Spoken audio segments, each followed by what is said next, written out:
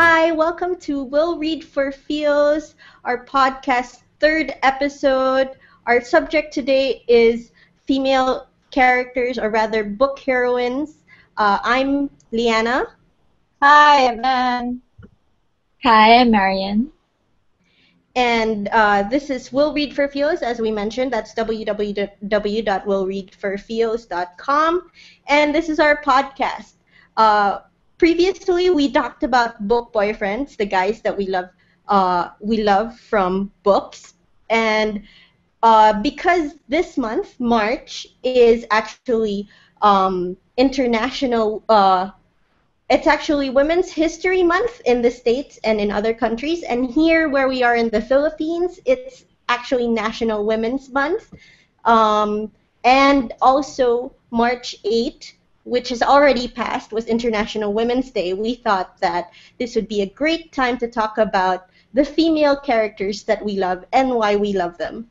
So, what we wanted to talk about was what we particularly admire in the female characters who have claimed our imaginations and our admiration. So, Anne? Well, first I would like to enumerate some of the traits that I really like in some of the heroines in the books that I've read. One is I like female characters who are compassionate, and I know that sometimes for females it's like a given trait, but female characters or heroines who have a compassionate streak to them, that they go beyond what's expected of them. That's something that I really like. And another is their motherly nature. Even for those who are not mother figures in a story. Well, one example that comes to mind, although she's a mother figure in that story, is Pogara the Sorceress in David Eddings' Pogara Mallorean series. And she's actually a very strong female character there in the sense that she carried the entire story, and she was like the central mother figure there. At the same time, she was also a very strong leader in the group. So when the character was going on his quest, he was always referring to Pogara, who was also his foster mother, and that's where you see the mother instinct of that character at the same time, that fierce protectiveness. And one of the things that I also like about heroines in the books is their spunky, opinionated nature, their take no shit from other people, or that kind of attitude. So that's something that's admirable. It shows their courage. It shows off their personality. So, having said that, I think that Marian has a couple more. Marian, would you like to tell everybody what you admire most in some of your heroine characters? Sure, Anne. So I actually agree with you on your third point about the spunky, opinionated characters. So I really admire heroines who they know what they want and they speak minds. They're not afraid to let their opinions be heard. So that's one thing that I really admire in heroines. People who respect themselves. Also, in line with what you said, they don't just let people like step on them, or they don't let people push them around. And I also like heroines who are very passionate. So it could be that they're passionate about their career, they're passionate about their love for their family. So that's something I love, which I actually see a lot of these traits in like Harry Potter's Hermione, which is I guess why a lot of people really love her. You see that even though like some of the students like give her crap because she's a know-it-all, she's not afraid to like show her love for like learning, and then you see that really she takes charge even in a trio where she's the only female. She's not afraid to speak her mind, to tell the other guys when they're being stupid. She's like she knows how to take charge. We really love. How about you, Liana? Well, I'd agree on you on Hermione. Honestly, I like her better than Harry. I don't know if you agree with me, but I really did. She was my favorite character, I think, in the Harry Potter books. And I guess same thing as you guys. What I look for is a certain sense of being true to yourself and being strong in like knowing yourself very well, like in terms of knowing their strengths and their weaknesses. And I guess um part of that is, yes, that you know, you guys know that I like the alpha females in my books, right? I think I did a story on alpha couples, and I was saying that one of the things I like about an alpha is that not just that they're aggressive in their approach to problems, to life, to love, but also that they have a keen protective instinct. And I guess that ties into what Anne was saying, that they will sacrifice for the people they love, for the things they believe in, for the ideals that they have. So leading into that, something that I have to have in a female character is integrity, and that's being genuine, being a hypocrite, and also in keeping with that, an acceptance of her vulnerabilities, and like knowing that it's okay to be vulnerable sometimes. And I guess that's the whole where you would see typical female roles as being the more emotional one, but it's more of understanding that being emotional, being somebody who understands and accepts her emotions is a point of strength. So I think if you're talking examples, one of my favorites would be Alana, the lioness from um, Tamara Pierce's Song of the Lioness Quartet. Basically her Tortal series, because she appears in multiple series from that universe. And also, well, you guys will never stop hearing me say the name Eve Dallas, who is kick-ass lieutenant by day, but also has a lot of emotional baggage to deal with thanks to her traumatic childhood. And I guess also not really one of the subjects that I mean, not really one of the genres we cover in um, will read for feels, but a mystery series, Jane Rizzoli from Tess Gerritsen's, I don't know how to pronounce her name, mystery series. You might know her from the show Rizzoli and Isles. That's a TV show that's current right now. She also has that sense of toughness outwardly, but then inside she's kind of a marshmallow. So those are things that I love seeing in characters. But um, coming back from like what Anne you were saying, and Marian what you were saying, what I noticed is some of the things that we're looking for in female characters are things that we mentioned we were looking for in our book boyfriends.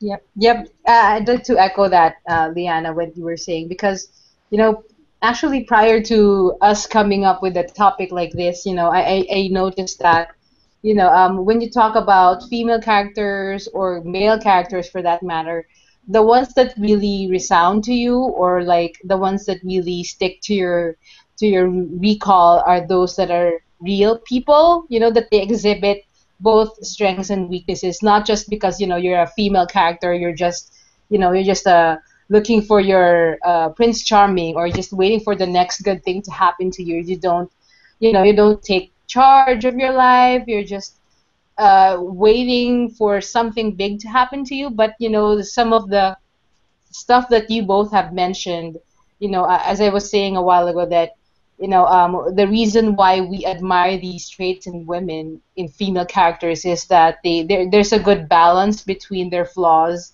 and their admirable traits, and it takes skill for an author to really bring that out, to really highlight those admirable traits versus just focusing on the flaws. And you really have to keep both at a balance, because sometimes if you just put all the admirable traits in one character and you don't show the flaws, it becomes one-dimensional. And I think that I would like to speak for the three of us, that we really like characters who have different layers to their characters, and that's the thing that we enjoy. Yeah, plus it's a good thing that we're looking for that in any character that we want, that we can say is admirable, rather than saying female or male, right? I mean, Right. that's the whole point of feminism, not that one is better than the other, but that both are equal. And I guess it it just underscores the point that stripped down to the skin, the physical stuff might be different, very different, but the in terms of how they are mentally, emotionally, that kind of thing. Um, yes, there are some differences, but in the important stuff, we're looking for all the same things. Mhm.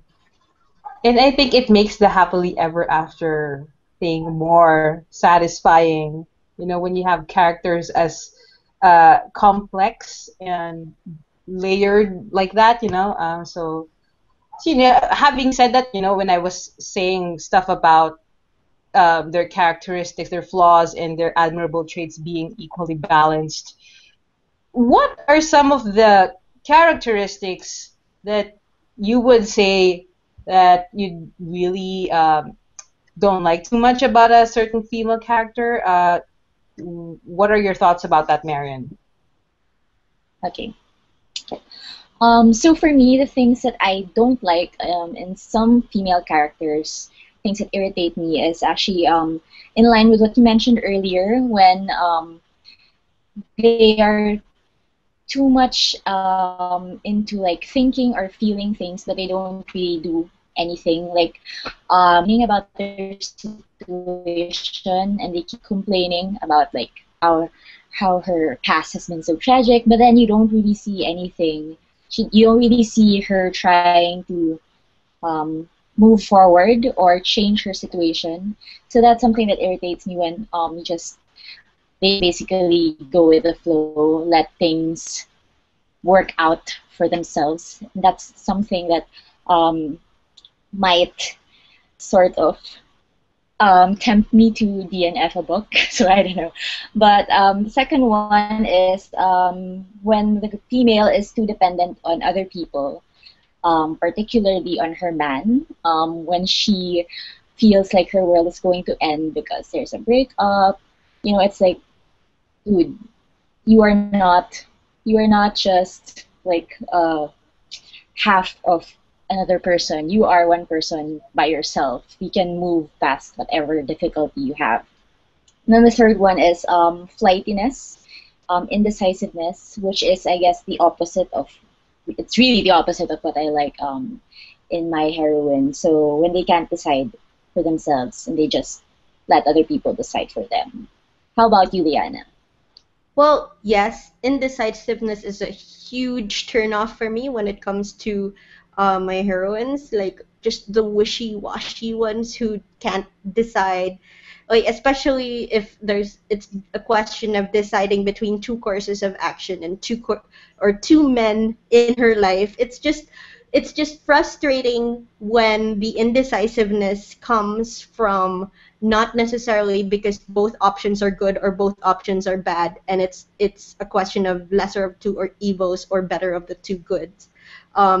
But when it comes from not knowing what she wants, when it comes from not knowing herself, I find that um, really off-putting in a character. And another thing I think you mentioned also is that lack of, like, I guess, bravery or lack of lack of willingness to take action. um, I guess you'd say that I'm not a really big fan of Rapunzel's. I really wish Rapunzel had learned to cut off her hair and make a rope for herself to get out of the tower rather than waiting for some prince to come. So, and like also what you talked about, like the whininess, I really don't um, part of that is I don't appreciate having whiny heroines, except when they like I just want to put like like a scenario where it's acceptable. For example, I don't know if you guys read Mary Janice Davidson's Undead series. Her main character is Betsy, who's kind of flaky and seriously whiny. But the thing that redeems her is that she is willing to take action. She like when push comes to shove, no matter how much she's whining the entire time, she's working right along with everybody else and actually saving everybody else's asses. So it kind of like you can whine all you want, but if you're doing something about it, then I'm okay with the whining. But if you're just whining and not doing anything, waiting for other people to help you out, um, that's something that's just uh, yeah, DNF material for me. And Yeah, I think that both of you have mentioned those characteristics that I think that are the same in my experience. And perhaps I just wanted to reiterate that sometimes we encounter. I mean, personally, I encounter these characters, especially when the stories are written in the first person point of view, and you're just hearing this woman's voice, and it even gets worse if she's whiny, she's indecisive, and all those things that you both have mentioned. um, One of the things that I think that one character that tops my list is, I hope that there aren't any Twilight fans who are who are watching this right now, but I think that maybe some people would agree that Bella Swan is a bit of a wishy-washy character, in a sense that she doesn't, when she was presented with Jacob, she was like, oh, I'm Jacob, I'm Team Jacob, but when Edward is around, he's back. She's back with Edward, and when Jacob is around, she doesn't know who to choose. So sometimes I'm not a big fan of love triangles in some of the stories that I read, and I noted down some of them, and some of these are books are like The Selection.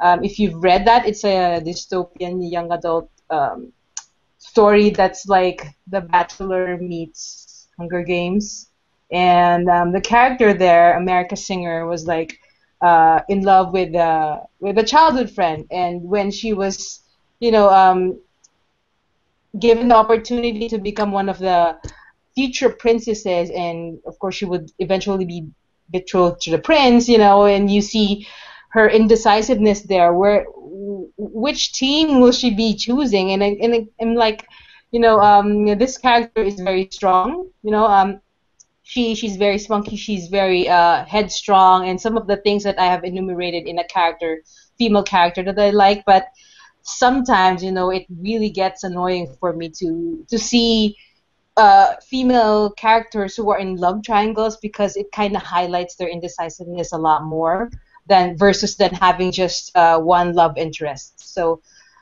mm, but there's this habit of mine that when I try to read something that there's a character that I don't like, and I sometimes end up reading the entire series. Like what I did with Twilight, I actually finished the entire series, and even The Selection, would you believe I finished? But I did not finish the other novellas. I try to steer away from that. So, but yeah, it's pretty much we share a lot of common things about what we like and what we do not like about some of our heroines.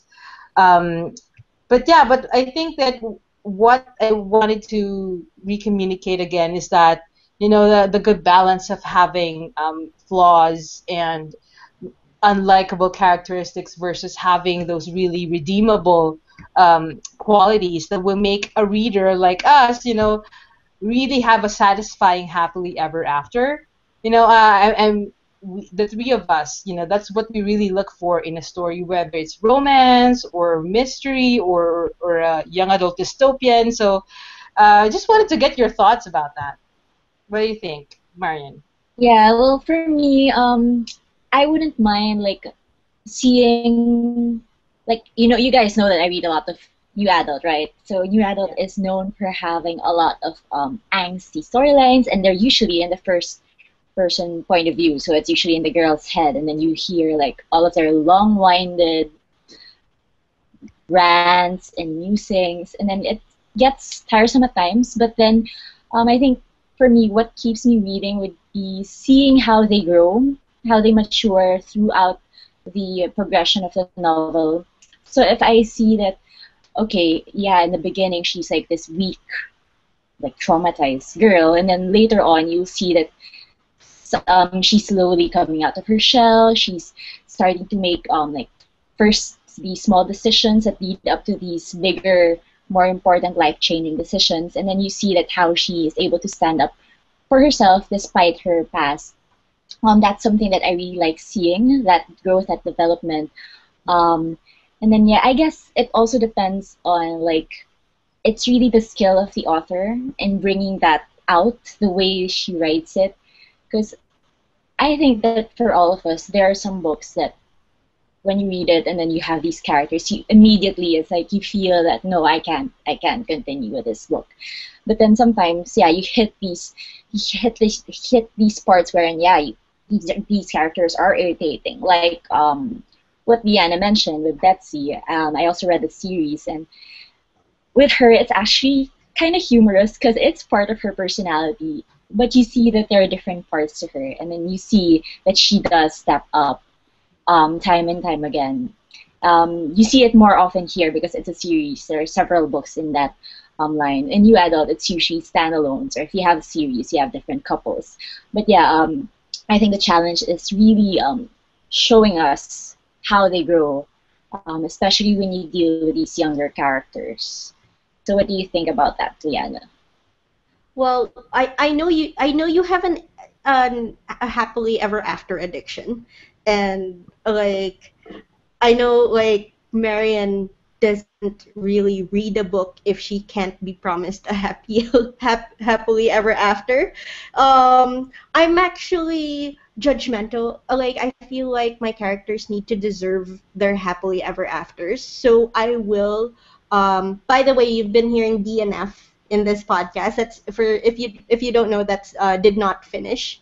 Um, and I will DNF a book if I feel like the character does not deserve her happily ever after. So sometimes, usually I can tell in the first like few chapters of a book, definitely in the first quarter of a book, if I like my character or not, and if I feel like she can like the main character, if I feel like she can go somewhere or grow beyond what she is, and but sometimes I'll just keep reading in the same way that you can't take your eyes off a accident about to happen, or like kind of like a train wreck in slow motion. You know that it's headed for some place you don't like, but you can't take your eyes off it. So you end up getting all the way to the end of the book, and then sometimes I'll realize, oh no, in one chapter they're going to have their happily ever after, or sometimes they'll make up. Like the characters will have a fight and they'll make up, and I'll see that the next chapter is the epilogue. And just out of principle, I will not finish the book. I will DNF it right then, right before the epilogue, just because I'm so pissed off that a character that I feel doesn't deserve to have a happily ever after, because I really do have characters where, and I think I've mentioned it to you guys, but I'll say it on screen. I do have characters where I will judge them harshly. I will say, you do not deserve to have love in your life. You don't deserve a man who will support you. You don't deserve to have until you achieve some some sense of self. You don't deserve to do anything but live alone. And because of that resentment, I will DNF right before the end of the book.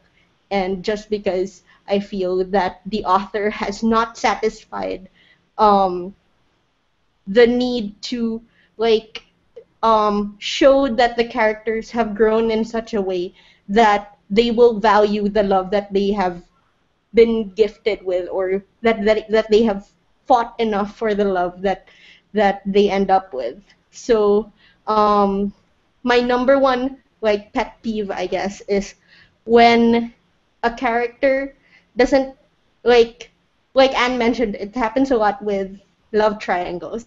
When a character can't decide between two guys, and then the reason why she can't decide between two guys is not because um she likes one guy's personality or something about that one guy over the other, but because she just has no idea what she wants.